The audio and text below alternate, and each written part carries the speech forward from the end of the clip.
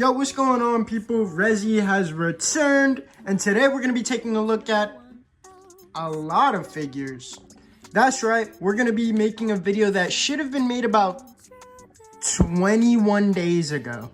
Yeah, that's on me, but January kind of flew, and making this list was genuinely hard because Marvel Legends was in their bag this year. Like, of course there was some flops, but there was some heavy hitters, so it was really hard dimming it down to just 10 of the greats, but I still managed to do so. So I still want to get my 2 cents out there because I like the Legends line, and if they keep cooking, I don't even know. I can't say go broke because I'm already broke. Leave me alone! You're broke!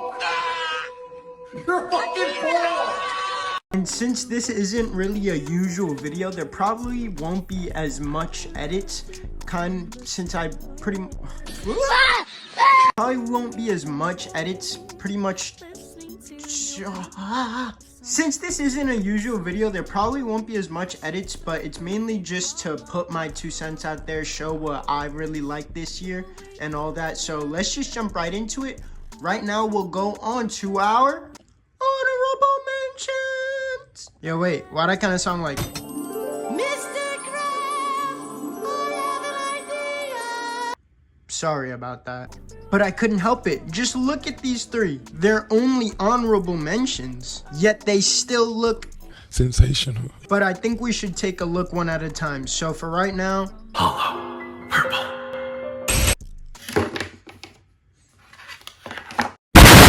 Alright, since he did not want to fall, we're going to be taking a look at my GOAT first. Now, the hype that I had for this guy was unmeasurable. Like, this guy's design was released like 4 or 5 years ago, and I absolutely loved it, but they just made this fig of the full fitted version like 2024. Let's say that's like 4 years without this guy. That's insane. So just the weight alone kind of killed it for me when the fig was far from perfect. Like, it's Marvel Legends, so I'm not expecting like the Sentinel versions or even like the Mafex. I think there's a Mafex, but this figure was just okay. Like, the likeness is phenomenal, but I'll never be used to like the stature of him. Like he looks odd. He kind of built like Gumby. Here's the comparison of him with a regular Spidey Marvel Legends, and I know that the bodies in Spider-Verse movies are definitely peculiar.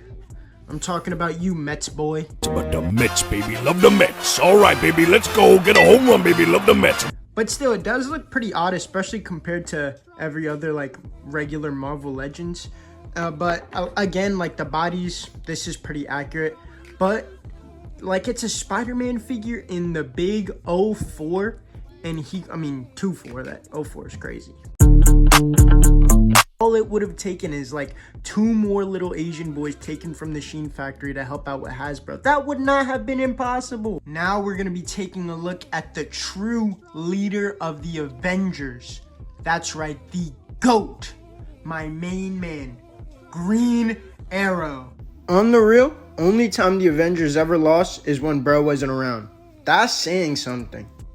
Like, he's definitely in the conversation of GOAT status, especially with Marvel Rivals dropping the coldest Hawkeye design of all time. Like, bro might solo Goku. Stop the cap! On the real, this fig is absolutely phenomenal.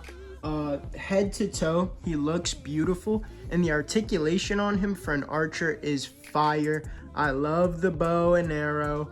I love the arrow accessory, and I love the arrow holster, whatever it's called, that he has. It's a fire back bling. But the fig itself is just phenomenal. It just didn't make the cut because there is no reason that this should have been a deluxe figure. Like, no one asked for the whip. That's just insane that they got their bag like that. But I mean, they got me. Shit.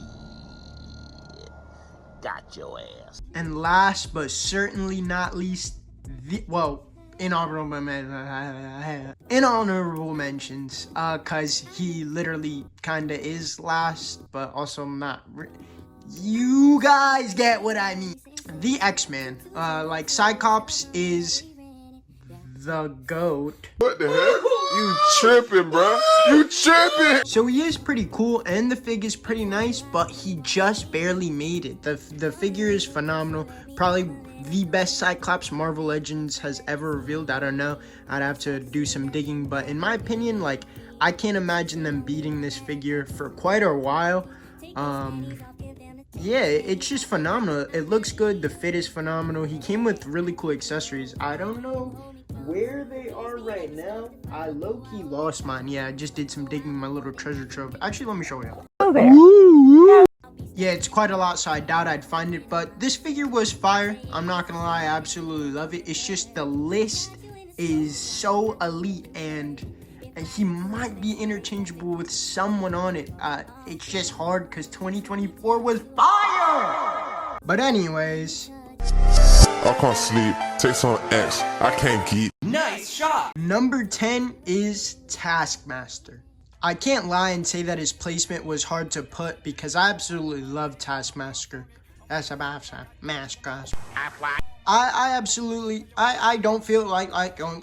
I absolutely love Taskmaster. Everything about him is just absolute aura to me. I love him.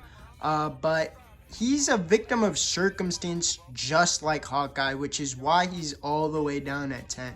He was in a 3-pack and the lineup sounded sound.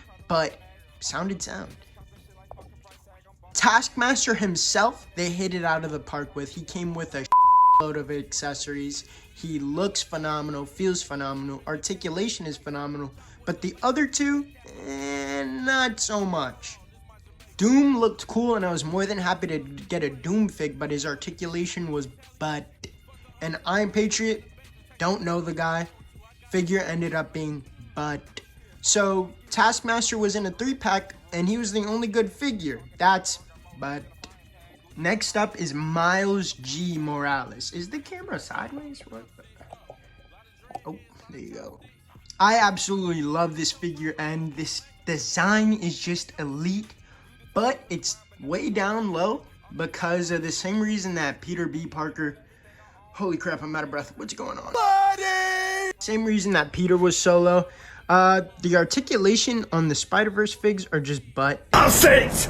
I have had enough! And he is of no exception. For what he has, it's alright, but it obviously could have been better. And would it have? This figure easily would have been higher. But from just looks and feels alone, he deserves to be on this list. Like, this is one of the best designs I've seen from Marvel in quite some time. And like, just look at bro. Like, he definitely listened to Cardi while he was putting the bricks on Miles.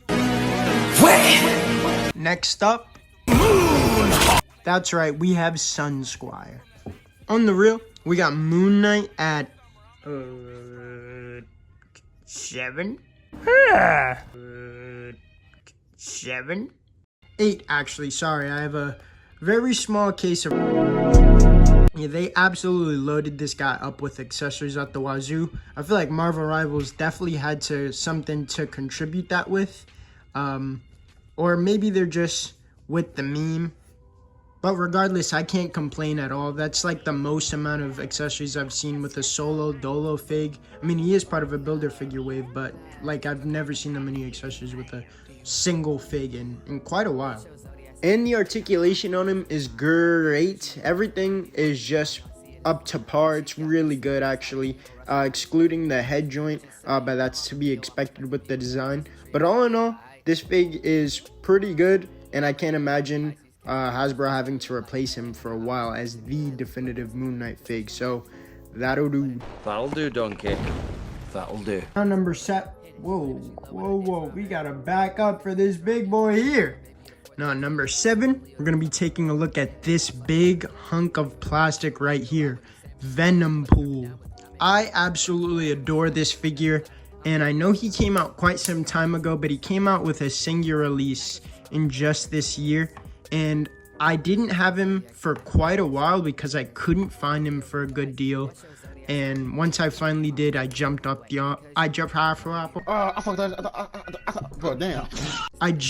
opportunity to get him in my collection because just, I mean, look at bro. Like, off cameras, I'm definitely getting freaky with the tongue here. What? We're flying to Philadelphia. Oh, hell no. That's hell no. No, on the real, this is one of the best Build-A figures for a reason. This guy is just absolutely phenomenal. Such a dope figure. Makes me want a Contest of Champions line.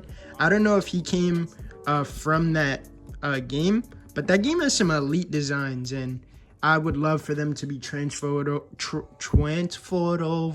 In number 6, one of the GOATs, one of the 4 founding fathers of Marvel, in my opinion. I mean, like, the dream team involves, bro. If you know, you know. That's ball. But Wolverine. Absolutely love Wolverine. One of my favorite comic characters ever. This dude is just elite. He goes from farmer to samurai in like a day, and that's so cool. And they did this figure justice. Not familiar with the 97 design, but I don't care because this design is elite, and this figure is as well. Like, the articulation on him is phenomenal. No pins, we love that, and he comes with some pretty decent accessories. This time I actually have it on standby because I just love it so much. Like, he comes with a cowl. Like, that's just elite. So you could wait, why haven't I actually? I don't know why, but I'd rather have him with his face out for this figure. So this whole time I really could have just been having him like that with the cowl behind him, and boom, the figure just got an upgrade, if that's how you're supposed to. Yeah, I'm pretty sure. Regardless, he looks cool as hell like that. It looks like he's wearing like a hoodie. That's tough. And number 5 has to be a 2-seater because both these figs came out at the exact same time, and both look phenomenal. Both look just as good to me.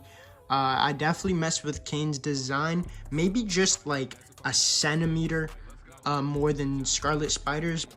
But Scarlet Spider technically has better articulation by like an inch because of toe hinge. Ayo, ours? Check it, Scarlet Spider got better articulation with a toe hinge. Marvel Legends in their bag, so you know bro had a binge. And this rap is kinda corny, yeah, it's a little cringe. But as I said, I pretty much like both these figures equally. Never knew how much I wanted each of them respectively. I've always known about them, but I never even thought of having them as figures until I initially saw them, pre-ordered immediately. So quick, I didn't even have the bread for it, but I found a way. And at number 4, we've got the Devil, the Daredevil. Absolutely beautiful figure. I heard the first one of this guy was insanely good, and I low-key prefer it without the shading, but no way I was gonna drop. I was not getting that. So I was more than happy to see that this guy was coming out in a 2-pack, which inadvertently enough, I hope I'm using that word right, he suffers from something that I just now realized most of the figures on this list also suffer from. He was in a 2-pack, and a pretty weak one because I did not care for Waterboy whatsoever, and Daredevil himself didn't come with too many accessories, but the figure was still solid enough for me to definitely be okay with where I put it. The articulation on him is elite. Phenomenal ab crunch, phenomenal butterfly. Insanely good butterfly. Like I have some figures that don't utilize the butterfly joint. Like some Anomaly. I'm new, bro.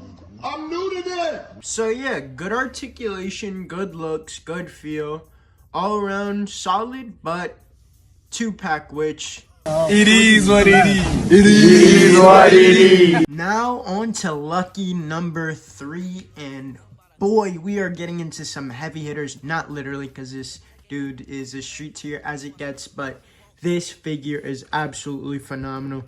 I did some research just to find out what a buck is, but this is a brand new body mold and everything just for this Punisher, and I absolutely love it. This is one of my all-time favorite Marvel Legends. This figure is just absolutely beautiful. But this figure itself is phenomenal. The articulation on him for a Punisher fig is absolutely beautiful. I guarantee you could get him into literally any pose you could fathom. Bro looks beautiful. He has such a way with words. And he comes with a plethora of accessories. I can spell plethora. Hold up. Let me... Would you believe me if I said I lost all of them? Well, it's a good thing you didn't, because this is probably the only figure on the list in which I actually... But it's the Punisher, so he better become loaded, or come loaded. I'm loaded with cum. But they definitely jam-packed the packaging in which he came with weapons out the wazoo. He comes with the Fortnite SMG, the Fortnite grenade, and the Fortnite AR. Wait, I was trolling, but doesn't this actually look like the tactical assault rifle? Or am I tripping? What? Oh! And then he comes with this pretty sick explosion with like shrapnel. And it also kind of looks like bullets. Like one of them. This one looks like a bullet. This is pretty fire. But the fig is beautiful. Accessories, fire. Everything about him is elite. Only bad thing is he comes in a 2-pack with a character who's kind of questionable. Brother, what's that? The Dragon Unleashed! And for number 2, my glorious king, my GOAT, Iron Fist. Obviously, he was gonna make the top 2. Iron Fist is one of the coldest comic book characters ever. That is not debatable. That is pure facts. And the coldest character in Marvel Rivals. You didn't have to cut me off. Think I like it never happened to me. We were nothing. Mauled if you want. Stay mad. The only people who are struggling with Iron Fist haven't passed plat. I mean, you're not wrong, but you didn't have to say it. And I just love the way the fig turned out. Like, he's in a 2-pack, so I can't say that's why I'm mad. Actually, I'm not. He comes in a phenomenal 2-pack. I believe I have the Luke Cage. Just staying here for a second. 2 seconds later. Yeah, I've got the Luke Cage right here. So this 2-pack is absolutely beautiful because I've always wanted a Luke Cage, and this is my ideal Luke Cage. They put so much love into him. You can see the cage on the belt, and then you could see the embroidered brass knuckles. That's extremely tough, and he looks hella menacing, especially with his screaming face. And I gotta do some digging to find out where it's at. But both these figures came out just beautifully. It's just they definitely, like, somebody in the team of making this 2-pack was definitely more of an Iron Fist fan than a Luke Cage fan, because Iron Fist definitely got more love. Bro feels better. Articulation is definitely a little bit better. And his accessories are better as well. But that's to no, like, diss to Luke, because bro still looks absurdly tough. It's just, if they both had individual numbers, Luke would get a 10 and Iron Fist would get a 12. That's just how it is. I'm gonna glaze over my GOAT once more. Yeah, they just did this Iron Fist so much justice. The articulation on him is phenomenal. I love what they did with him. He looks beautiful. Even the box that they came in was beautiful. They had 2 pretty iconic pieces of both characters. But anyways, it's time for the moment y'all have been waiting for. Number 1. I gotta give it to... Let him cook. Let him cook now. Let him cook. I said let him cook. Sabretooth. Yes. The undisputed number 1 Marvel Legend of the year. This is not up for debate. And before I go on for this glaze session, let me just say I was so moved by this figure that I made a whole alma mater. I don't know, I'm definitely not using that word right. But I wrote a whole like thing just for him. It says top 10, but it's only 1. Sabretooth. Do you know the Muffin Man? Yes, Mr. Kill Your Son is number 1. Bars.